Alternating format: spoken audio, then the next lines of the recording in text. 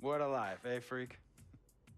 1 minute you're playing 21 and horse on the courts in Harlem, and the next moment you're in the showroom, configuring the gunmetal and graphite exterior of your luxury car and your iPad mini. Oh, I bet you get a crazy crowd when you drive that car around the block in the old neighborhood, huh?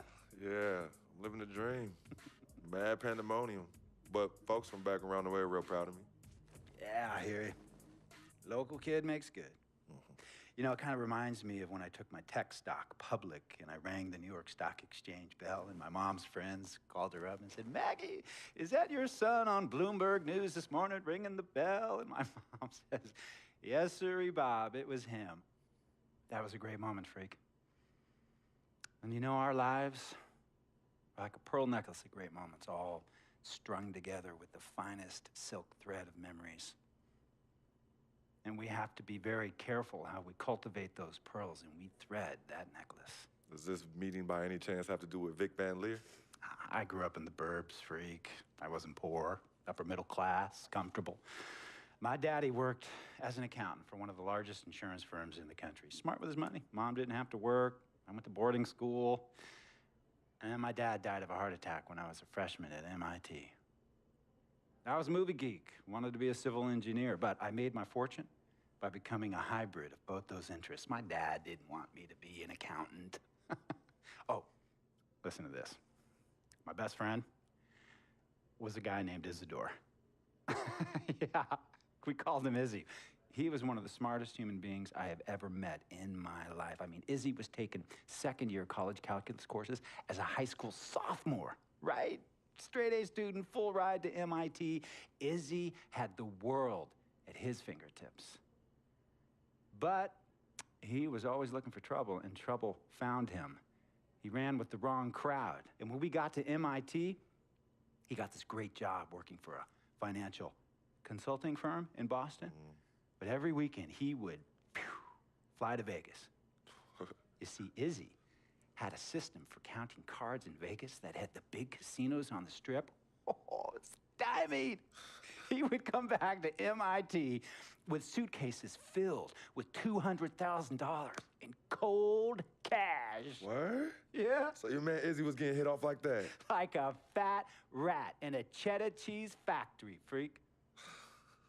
Okay, so what happened to this dude Izzy, because he's dope? No, not dope. Dead.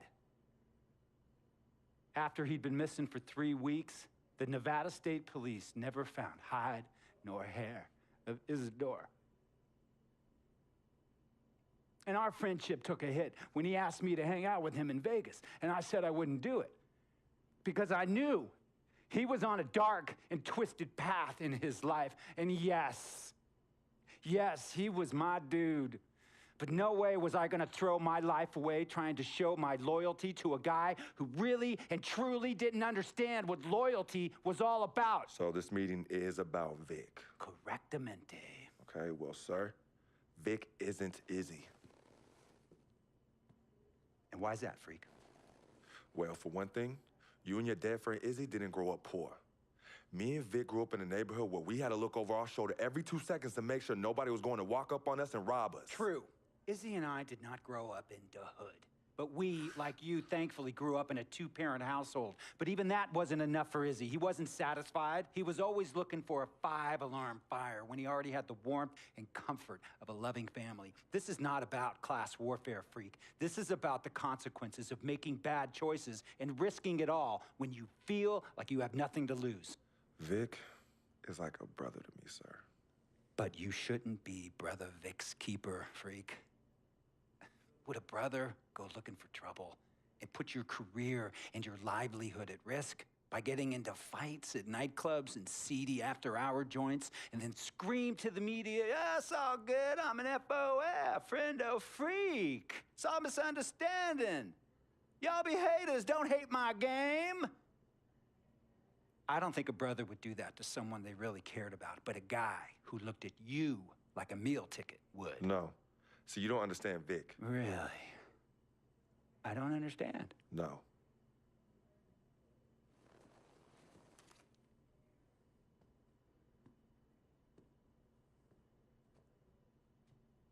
Look, man, it was a misunderstanding with the guy in the next VIP booth.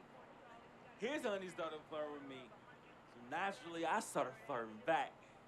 Next thing I know, Captain Cornball's off my grill piece beefing. Next thing he know, he got a two-piece and a biscuit under his left eye. Hey, I don't know who hit him. And it damn sure wasn't me.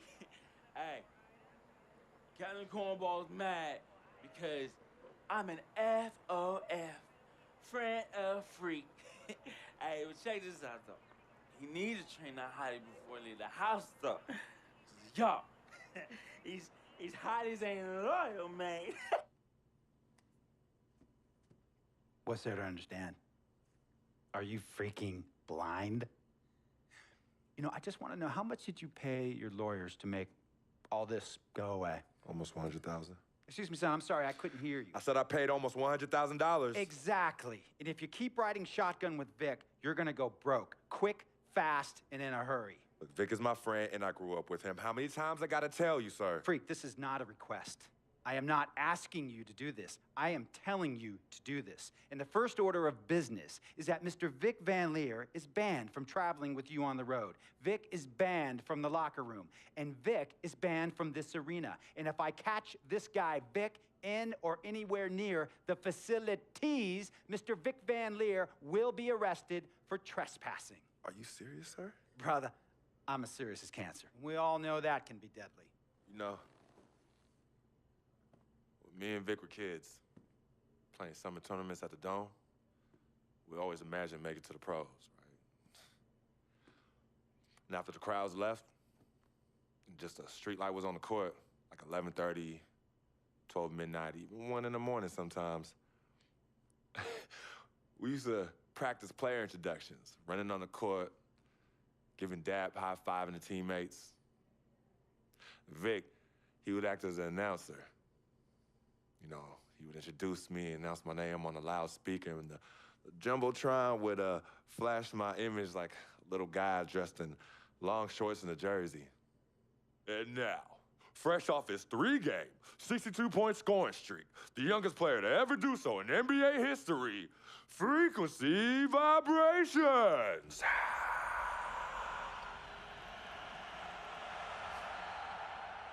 So me and Vic would sit in those empty bleachers at the Dome and dream like nobody's business. And now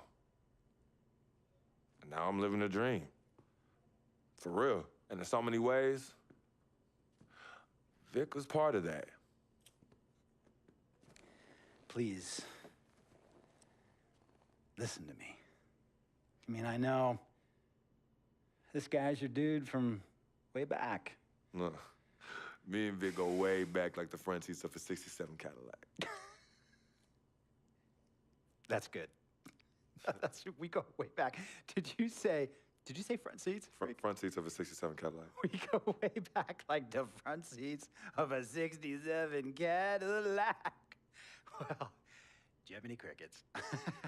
I'm gonna be the hit once again at Herbie Allen's Sun Valley Shindig because my fellow billionaires love it when I walk and talk that talk. So that almost sounds... No, let me tell you exactly what it sounds like. I respect, admire, and most importantly, love you as a human being and a role model. But I pay you a lot. And I mean, I pay you a lot of money to play for my team. And I am in this game to win it.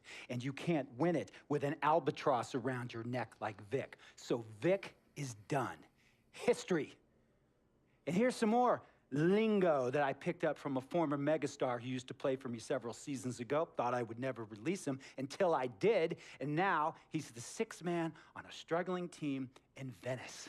And yeah, I'm talking Venice with the canals and the gondolas and Harry's Bar, not the street ballers next to the fortune tellers on the beach in Cali. This guy used to tell me when he thought there was a player destroying our team, don't be a hero, cut that zero. And that is what I am telling you about Vic, freak. Don't be a hero, cut that zero. The only thing Vic brings into your life is headache and unwanted and unnecessary negative attention, and it will begin to affect your mindset.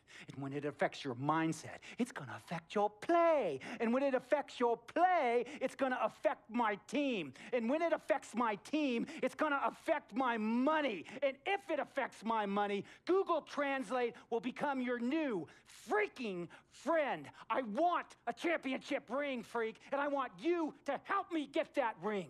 And banners after banners hanging from the rafters in this arena. So, freak, hear me clearly and hear me good.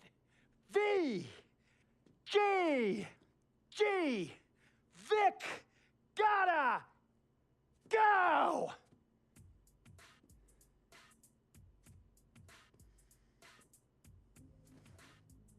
Handle your business.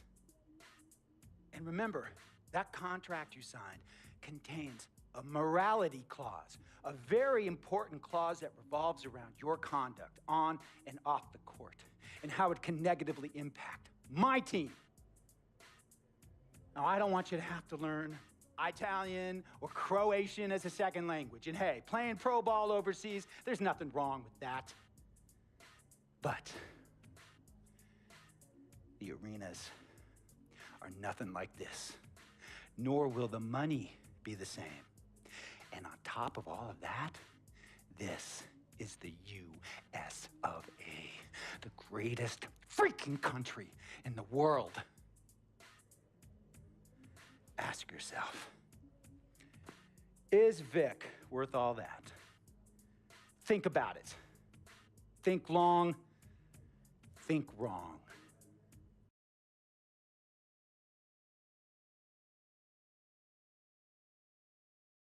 Tell you about Vic. He has his bad rap. It's not, and I understand some of his judgments might shadow his actual character. He's not that at all. Man, Vic, let me tell you something. We have love for each other. We're brothers. Blood couldn't make us any closer at all. I mean, he has so much loyalty to me and to my family. You could see even Cece, has issues with him, but he still loves her. He still loves her.